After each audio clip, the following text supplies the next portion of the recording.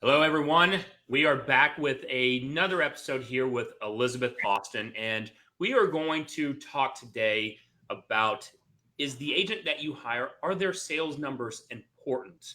And what should you look for when hiring that agent? So, Elizabeth, let's kind of dive into this a little bit with, um, you know, knowing agent, first of all, agents knowing their numbers. And is it important when hiring an agent, you know, are their sales numbers good or bad when they sell a lot? Like, are they're gonna take care of you, or are they gonna drop the ball with service because they don't have enough time? So let's kind of dive a little bit into that. I know you have a certain direction you want to take this as well. Yeah, okay. So there's so many different numbers you can look at for an agent whenever you're looking to hire them to help you sell a home, help them buy a home. And then when you're just looking at their stats altogether. So it is really important, I think, for agents to know their numbers. And I think it's more important to also know how to interpret those numbers and what you're looking for, because what you're looking for in a great listing agent, those numbers should actually be different than what you're looking for in a great buyer's agent. So for instance, one of the numbers that we really were talking about when, thinking about this video and why it was so important is because it's something we've been talking about with our clients a lot. And it's not necessarily the number of like how many homes that we sell, and the total sales that we do in a year. But one of those was our list price to sales price ratio. And what kind of sparked us was when we were talking about this.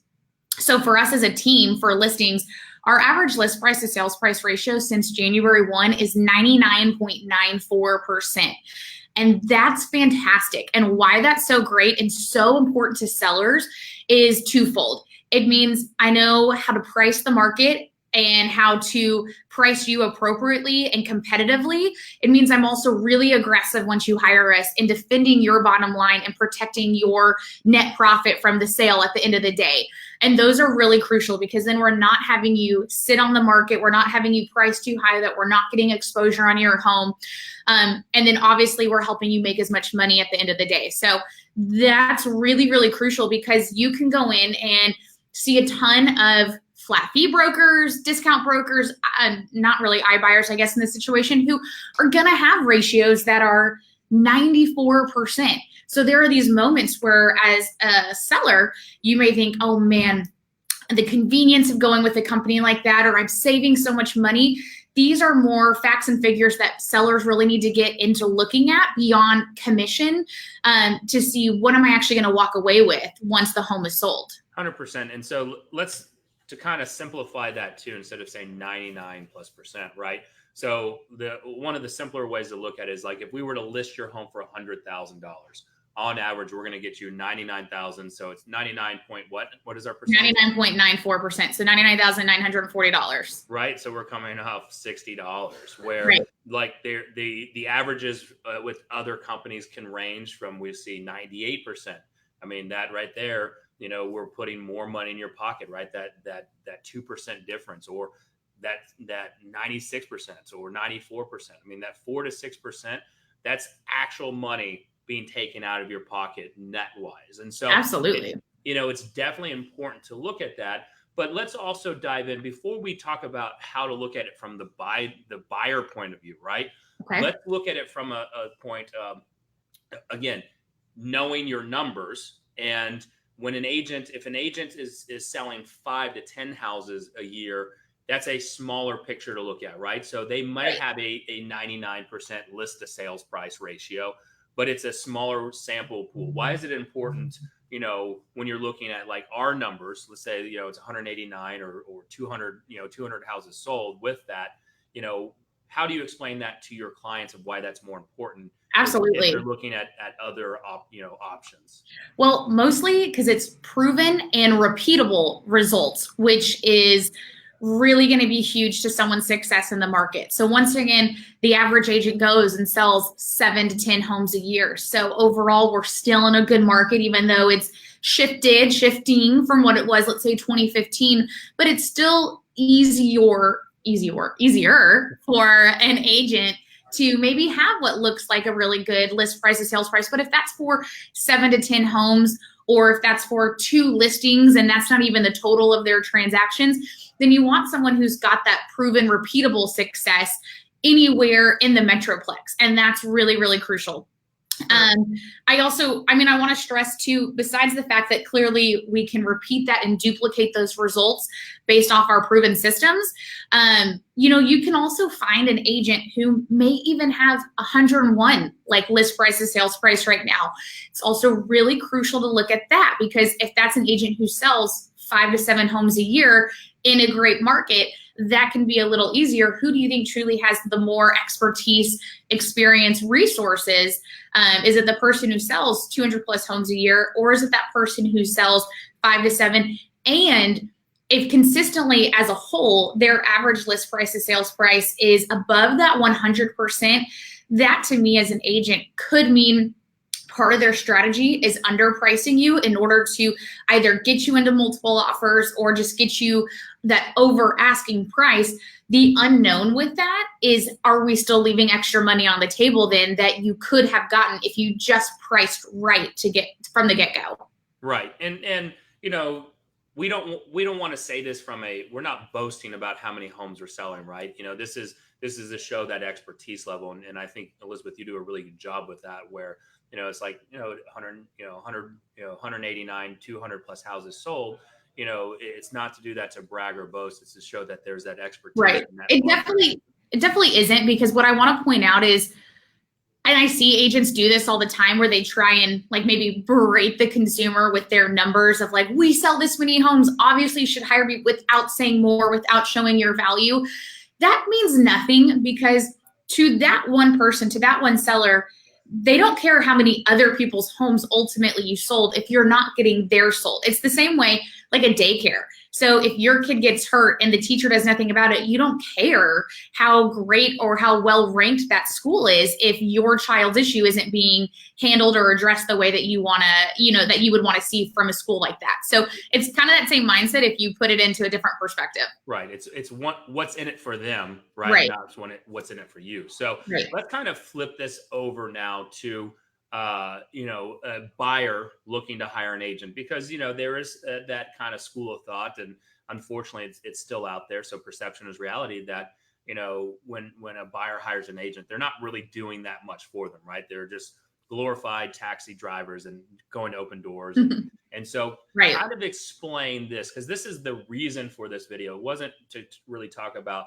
our list price to sales number on the seller side. This kind of idea came about when we were analyzing numbers and saying, wow, look at it from the buyer point of view of you're able to save them a lot more money. So let's talk about what your list to sales price ratio is on the buy side and why that's important to a buyer. Yeah, it's super exciting. So we were analyzing this. And so right now my average list price to sales price just for the buyer transactions that I do is 97%.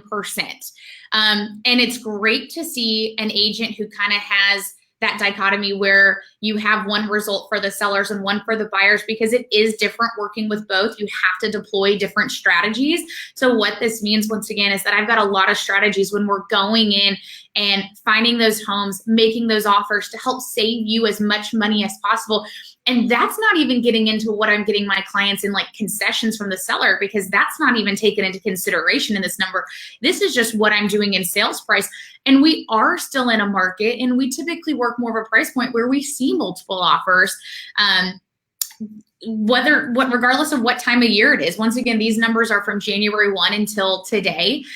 So we're able to go in and negotiate a really good deal using different strategies that we have and save them money. And so I think it is this misconception of, I'm just here to be a door opener these days, because you can find so many homes on Zillow for so many reasons, but that's not the case. Just because you can find the home, this true strategy too is making sure you're protected, making sure you're not doing an overinvestment for the neighborhood or for what you're looking for in a home, making sure I help you with those inspections, with repairs, and getting you contract to close, but then also using those resources to find you that home or find you that off-market property that you may be looking for that you're going to have no access to.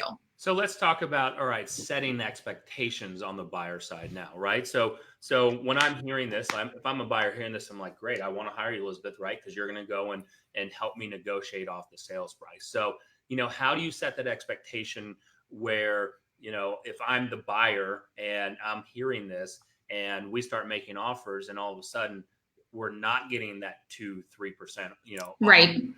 how do you make sure that I'm still happy and I'm still winning, right? What other options or opportunities are there available for me to still win?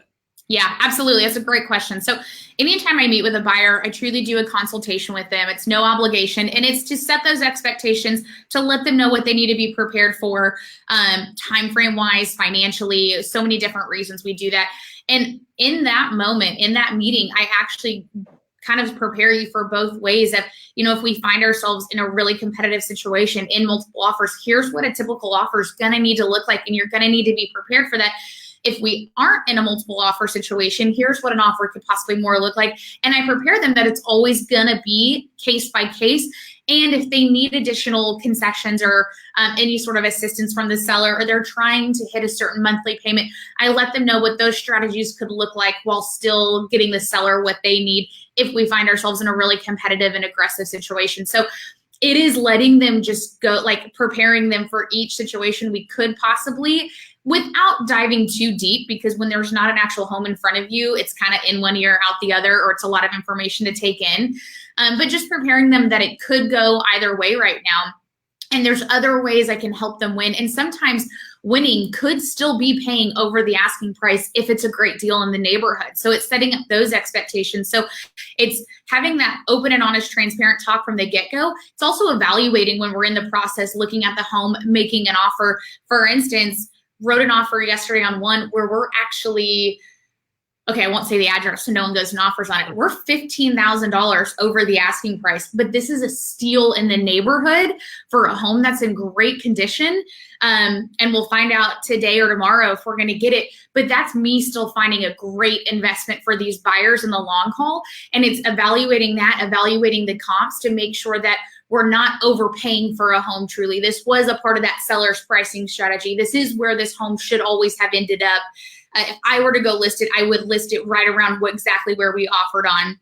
It was a part of this company's strategy in order to get this home sold quickly. So just being open and honest, sharing the data, sharing the stats and the facts, that's really comforting to a seller to know. It's not just like, hey, trust me in what I say. No, here's the proof in the pudding to make sure we're making a good investment.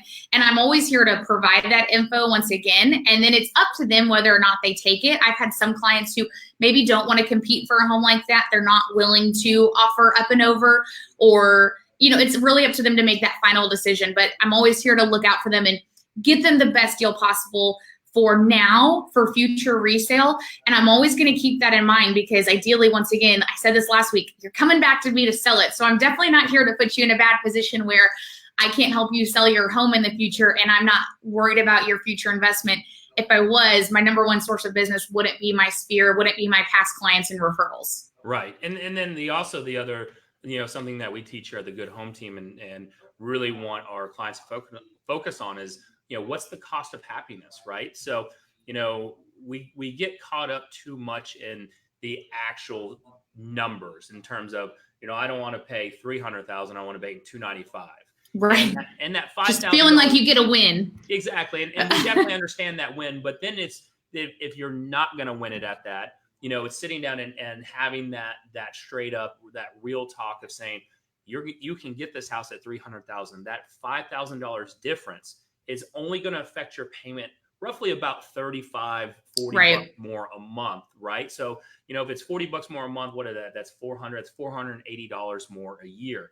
And so, what's the cost of happiness? Walking away from this because you're stuck at $295, or for $480 more, a year in your payments, you can win this house and you can enjoy it for 7, 10, 15, 20 years, however long you plan on really being in that home, right? Absolutely. So that's something that we also talk about with setting expectations. What's the cost of happiness? If you were to walk away, are you going to always, think back of, what if I would have just gone up to that property or that number to win that house? Well, and back to setting those expectations from the get-go, sometimes when you're in the process, especially for the actual client, the emotions can get involved. So exactly what you just said, having that realignment chat, like putting it in a different perspective so that you can kind of get out of the emotions and start thinking a little bit more logically of like, oh, 40 extra bucks a month, $480 extra a year. That's not that impactful to me. But losing this house that's in great condition, that's in a great neighborhood location, something that I would want to offer on, clearly meeting my needs, that now I'm going to be comparing everything else after that to this home, and I'm probably going to be a little disappointed and let down. So you do need an agent too who's willing to have that fierce conversation with you. Once again, that final decision is up to you. But if you don't have anyone who's helping you think about it differently to make sure you are considering every opportunity, every angle before you say yes or no, maybe doing you a little bit of a disservice and costing you opportunity. 100%. So, as we wrap this up, what are you starting to see again from the buyer side? Because you're working with a ton of buyers right now. What can you kind of part with, whether you're a first time home buyer or you're thinking about selling and getting into a new house? Is now a good time in order for them to kind of score that opportunity? Yeah, absolutely. If you're a buyer, I would say now is the time to get off the fence, because we don't have prices of homes sky high like we did 2015, 2016, and even the first half of 2017. And what's really awesome is that rates just did a drop to like a 16-month low like a week or two ago, maybe a little bit longer, 2-3 weeks ago. And there are talks of mortgage rates dropping again, either July or September. I'm not a lender. When we'll see if that impacts the interest rate. But money's cheaper. Home prices are not sky high. This is a fantastic time to buy. This is one of those few times we're in a market where it can make sense to sell and to buy, because it's probably the time of not only year, but the time in our market from a bigger bird's eye perspective that I can get you the most amount of money for your home for the sale, and I can get you into that next home where you're not paying an astronomical price for it, and I'm helping you borrow money at the cheapest rate. So I would highly recommend that. We're still seeing multiple offers on some homes, not on others. I'm seeing buyers being able to get away with being a little bit more demanding, like I am seeing not so much on our listings. And I think that comes with how we set expectations and what we're prepared to do and how we set our sellers up. But I'm seeing on homes my clients are offering on, if for some reason we don't get it because we weren't willing to go over a certain price, a lot of these homes, buyers are backing out if sellers aren't willing, or if the home's not in good condition once they do their inspections, and we're getting that opportunity again. So I'm seeing more homes like that kind of fall out under contract and buyers having that opportunity. So it could be a better time for backup offers. I still don't typically do them a ton, but it could be a better time for that. But you still have to be prepared to compete. And then there's just different strategies we deploy to actually help you get that savings. And competing does not always mean like the scenario I threw out where it's 15,000 over. There could be multiple offers where you're still getting it under the asking price. And I think that's important to know. So you need an agent who's good with their recon. That could be even another topic of going into that for another time, right? Of how you are strategic with your offers, of not necessarily paying more, but there's ways to win it within how you structure your contract. So many tricks up my sleeve. Absolutely. So if this is helpful for you, please leave a comment down below. If you're watching this replay, since I didn't say this at the beginning, where you should be typing L if you're watching live, but if you're watching this replay, type R. Share this out or tag someone, whether you're a first-time home buyer, you're a home seller that is also thinking about buying. I mean, we've got strategic ways to really help you on that. And if you're a home seller that your home needs some work, I mean, we've got some cool products that, can come and do the work. We've got a great investor that we work with, happens to be my brother, who can come in and make an offer, just for full disclosure, but can come in and make an offer and buy your house out, right? And so there's lots of ways we can help you win. And we're talking to a ton of first-time home buyers right now. Mm-hmm. It's really starting to our pipeline of first-time home buyers. It's exciting to see. Yeah, I'd say they're the largest demographic of buyers we have in the market, and then in the market in general. But we're talking with a ton of them. Yeah. So if you're a first-time home buyer, get into a house right now. Stop paying rent. Money is cheap. I mean, Elizabeth just talked about that. So. Or if you're not sure, come talk to us, because if you're still not ready at this moment, we truly have different steps and processes that you can take so that you know exactly what you need to do in order to get to be ready. And so we're doing a lot more of that upfront coaching with clients, I would say, than we ever have before, to get them into the position where they can buy in 6 months to a year. Take advantage of this. Absolutely. And as we wrap this up, I'm starting to end this now with all of our videos. If you are a real estate agent and you're not happy with where your sales are, come talk to us. We are looking to add some new team members that fit our culture and want to sell more homes. And if you're not an agent and want to think about getting into the real estate career, please, message me or leave a comment down below. I'd be happy to set up a little quick meeting with you as well. So we will be joined next week with Elizabeth. We'll be talking. We've got several topics that we're going to be covering over the next couple of weeks, and let us know what we can answer and let us know how we can help you out. So we will see you guys next week. Bye. Bye.